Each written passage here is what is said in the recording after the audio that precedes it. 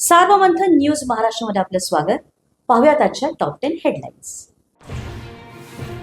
नाशिकमधील लैंगिक अत्याचार आणि धर्मांतर विरोधामध्ये बजरंग दलाचं आंदोलन. नाशिक जिल्हाधिकारी कार्यालयाच्या बाहेर तर मुंबईमध्ये वांद्रे जिल्हाधिकारी कार्यालयाच्या समोर निषेध मोर्चा.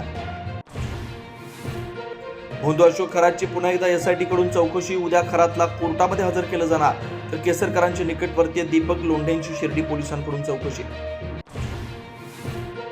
अशोक खरातचे निकटवर्तीय आणि शिवनिका संस्थेचे उपाध्यक्ष जितेंद्र शेळके यांचं अपघाती निधन.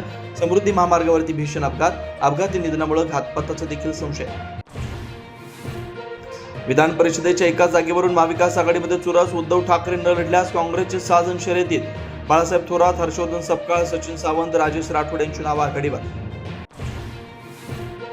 परतवाडा लैंगिक शोषणामधला आरोपी अयान आणि आरोपी उजर खान यांच्यामध्ये विचित्र पैज.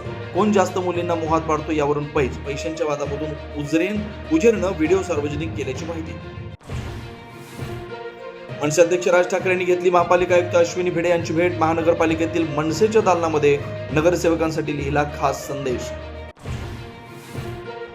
MIMच्या नॉट रिचेबल नगरसेविका सहर शेख दिसल्या वानखेडे स्टेडियमवर.